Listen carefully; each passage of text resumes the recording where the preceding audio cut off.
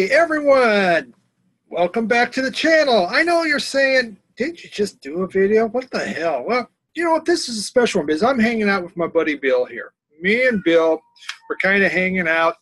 We wanted to do a video together, and I love this guy. I love this guy. Little ear wedgie there. Bill, we were just talking. He's kind of tongue-tied right now, as you can see. But we're talking about his contest, which ends on the 15th of February. So time's a ticking. I need to get this thing done. And Bill's contest was, name 4 years, 4 significant years in your life, and show some music from them. And that's what I tend to do for my buddy Bill, because I care. And I don't even know what the hell the prize is. I think the prize is a hug. I'm pretty sure Bill, whoever wins, is flying to your hometown, and he's going to give you a hug.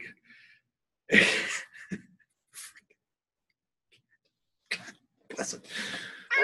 Meow. That's right, meow. All right. So the cat's already interrupted this already. He's looking at me kind of pissed off now, but that's the way it is. Folks, this is about Bill, not about the cat. So let's begin. All right. 1959. Can you see that? Hold on. There we go. 1959. The year everything changed. Wow. That's profound, isn't it? But it is true. Everything did change in 1959 because I was born! Ho-ho! Can you think of a better year than that? Nothing came to my mind. So in 59, things were beginning to take off. Music was getting exciting. Rock and roll was still walking. It was still in that infant stage learning to walk, but it was expanding. It was going in all different directions. Oh, it was an exciting time. I really don't remember much in 1959 because, let's face it, I was born in March, so what would I remember? But I was born right there. You see it? You see that? Right? All right. Right there. That's the spot there. Wahoo, Nebraska. You got it. Can you?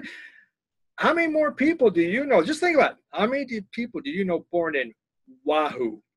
Is that just not the coolest name? I tell you, when you're born, the doctors, the baby pops out, they go, Wahoo!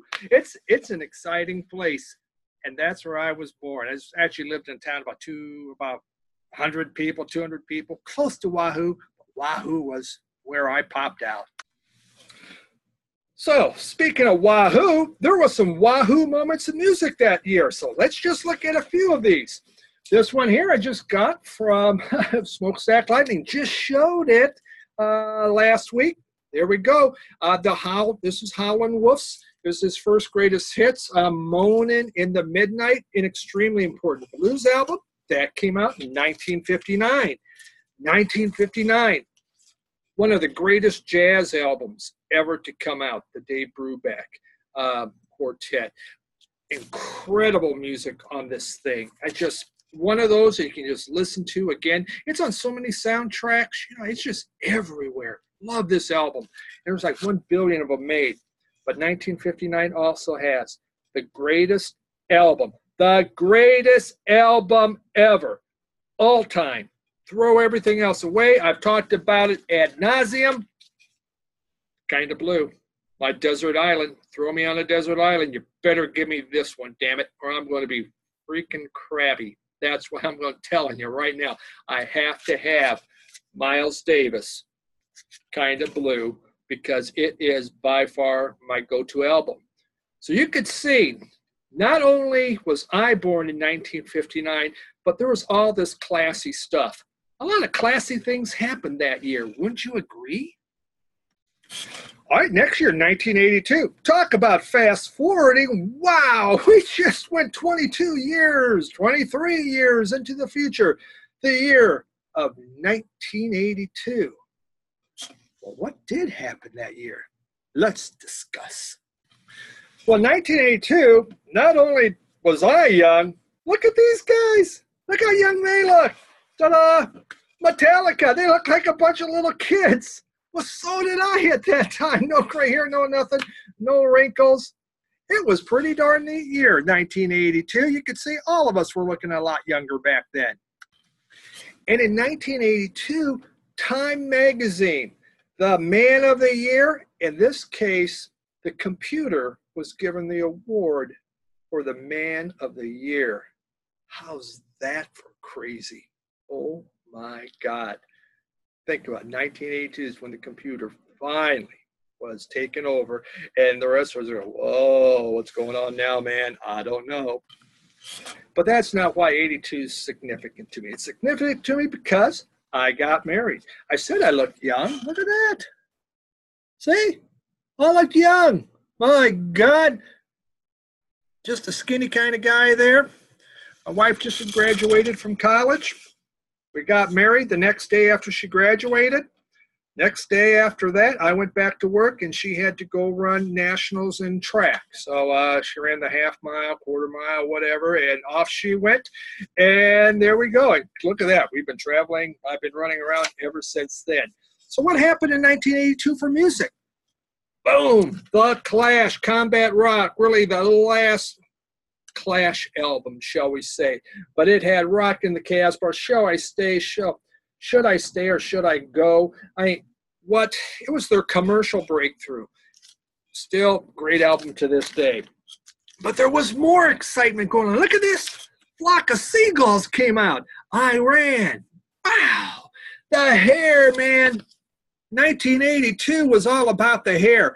Obviously, not so much about my haircut, but more those haircuts. Yes, sir.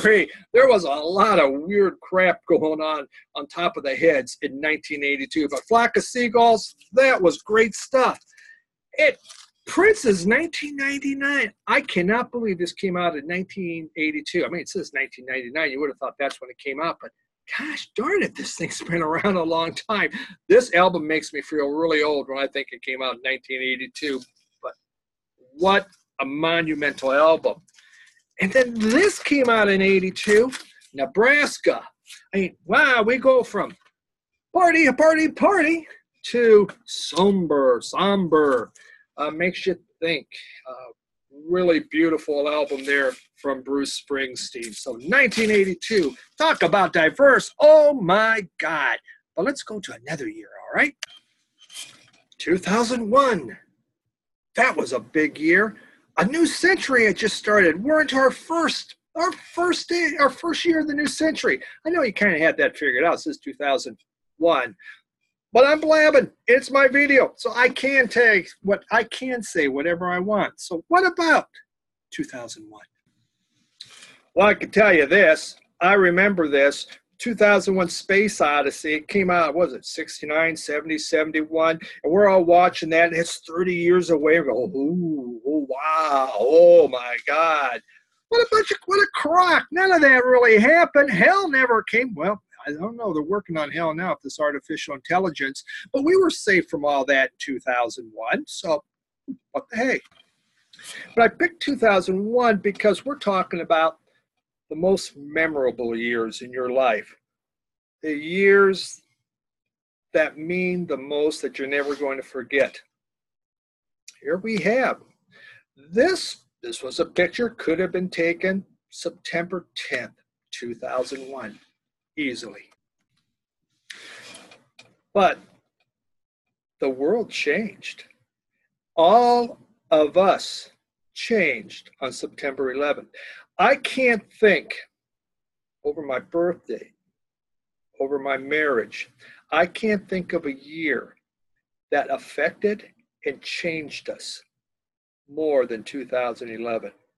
And that's just not the United States. That is the whole world. Everything changed. I remember when this happened. I mean, all of us remember when it happened. Why? Because we were glued to a TV set for 1 week. You know, I was managing a store, and the customers would just come in and they would just stand at the TV sets. My employees standing there. I was standing there, mesmerized. And this went on day, the next day, and the next day. We watched the same thing over and over, and it didn't matter because we were in shock. The world changed. 2001, everything changed. Not for the best, but that's the way life is, isn't it? So there was some music though in 2001. One of my all-time favorite things came out, the Gotan Project. This took tango music and put tango in with the electronic music. One of my top albums of all time. Play this thing over and over. Bjork, she put out Vespertine. I thought this was an incredible, I need to get it in album form, where she had music boxes. She had stacks of cards. They're just shuffling cards. And they used that and they recorded that. The instrumentation that she made was just so out of the box and such a beautiful piece of music. Drive-By Truckers, they came up with this absolute classic Southern rock opera. And it was a 2-album, or in this case, 2 CD set about a band, the rise and fall of a band, kind of like Leonard Skinner. But it was an incredible piece of music. But the biggest one, this came out September 11th, 2001. You know what that was? We know the date, but what came out? Jay-Z, The Blueprint.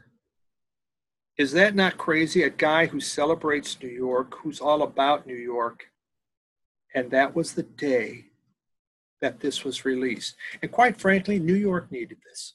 The world needed this. And that made a statement. Came out September 11th, 2001. Amazing. So that's that year. It's not a year celebration, but this was about the most memorable years. And I can't think of anything more memorable than this tragedy. That brings us to my last year, 2018. That just happened. My God, can you believe that? Last year was a memorable year for me. And it really, really was. And there was for a really good reason. I know, I'm kind of like a downer, aren't I? Gosh darn it, Steve, this isn't a whole lot of fun. You're just all about tragedy and loss and stuff like that. But this is about things that affected me. What was memorable? These are pictures of Puerto Rico. I'd worked there for 3 years. I had a lot of friends there. I knew that country, still know that country inside and out. It was a place that I love. I love the people there are the greatest people in the world. And when this happened in 2017, it affected me. It hurt. And I had a terrible time with this thing because too many good people I knew had their lives shattered. So what does this have to do with 2018? Easy. In 2017, Christmas of 2017, my family, for my Christmas present, lined it up that all of us would go to Puerto Rico in 2018 and spend a week helping clean up. It took a while, but we found an organization to go. There's my family. My wife, I won the hats, me, my oldest son, Paul, right there, and my youngest son, Eric. And actually, Paul's girlfriend, Michelle, came, but she was taking the picture of this one. So we went down for a week, and we helped, and we gutted places. You had to take the roofs off. You had to take all the paneling off, all furniture. Everything had to be thrown away because black mold was rampant. The places were still flooded. 6 months later, they're still full of water. Well, it's just it rains and came in. But it was a memorable year, and because we did this as a family. My oldest is 32, my other one's 29. They all had different lives, but as a family, we went down there. And I've taken my children on vacations every year since they were tiny. And they said this was the best vacation they've ever had. And I agree. I absolutely agree. And that's why 2018 was an incredible year for me. And there was some great music.